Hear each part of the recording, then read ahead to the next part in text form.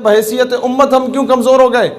अयूबी रहमतुल्लाह अलैह कहते थे कि मुसलमान की तलवार पे जब औरत और शराब आ जाए तो वो बुज़दिल और बेगैरत हो जाता है। आज हमारे सारे सऊदी हुक्मरानों की तलवारों पे औरत और शराब आ चुके हैं। इस्लामिक मिलिट्री अलायंस बना था, क्यों बना था? हम लोग खुश थे ना कि यार मुसलमान फौजों का एक ऐसा अलायंस बना है, अमेरिका का बेड़ा गर्क करके रख देंगे तो ये हो जाएगा तो वो हो जाएगा।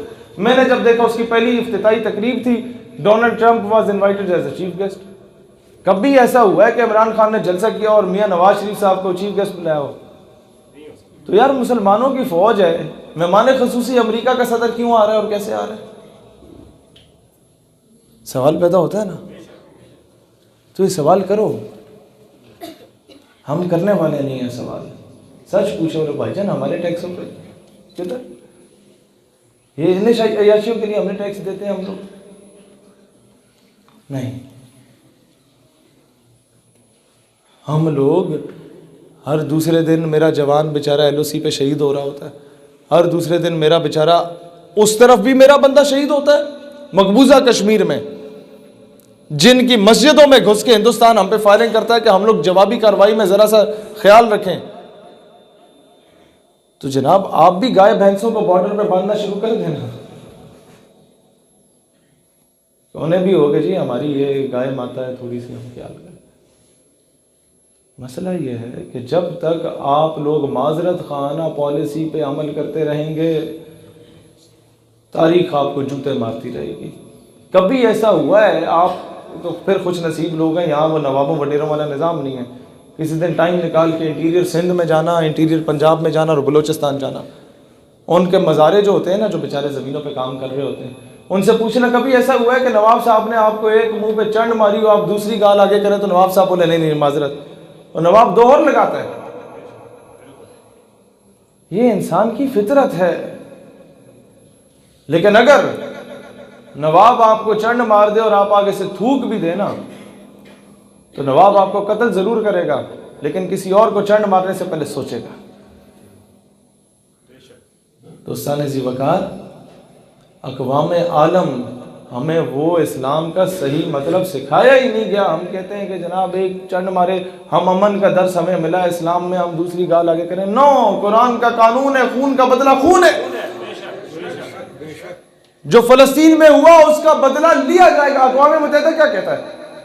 इजराइल करता है जुल्म फलस्तीन पे, और हम लोग आगे से क्या कहते हैं?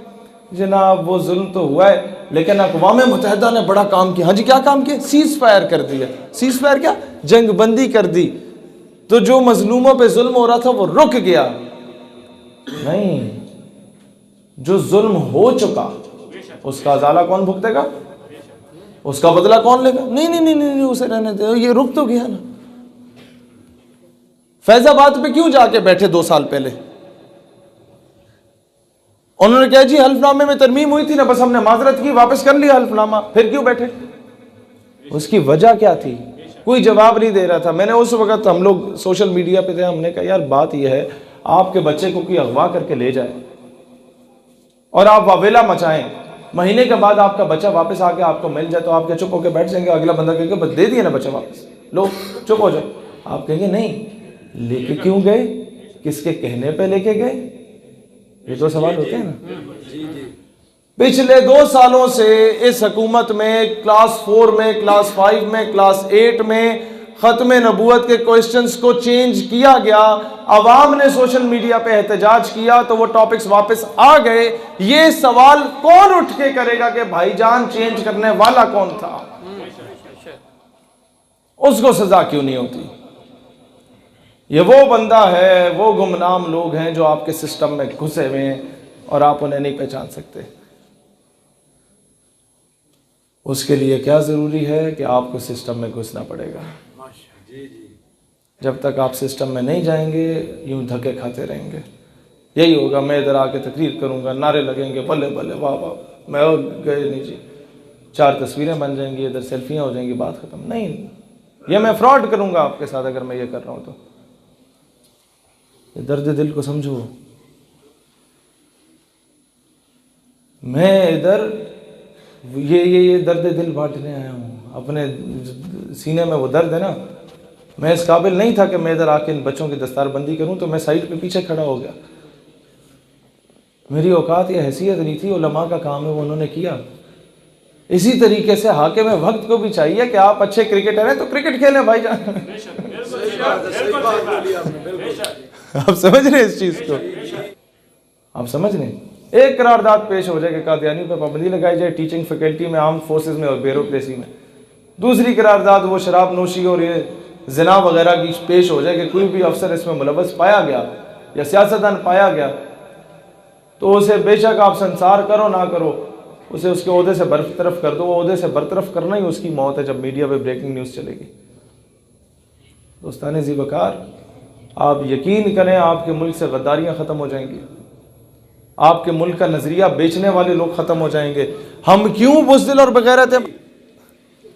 मैं इसलिए आके यहाँ पर मजहब को छेड़ता ही नहीं हूँ कि मुझे जिस चीज़ का पता है मैंने वो आके आपको बताना है। अब लोग कहें कि मस्जिद में आके सियासत शुरू कर दी है, तो भाईजान नहीं, मस्जिद नबवी में रियासत के फैसले हुआ करते थे।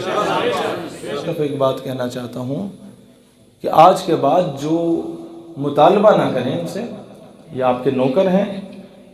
मैं 2 महीने पहले लाहौर गया, खलीलुर रहमान कमर से मुलाकात हुई। मैंने कहा जी हम जलसे में मुतालबा रखेंगे, तो उसने कहा बस कर जाओ, तुम भी मुतालबे करने लग गए हो।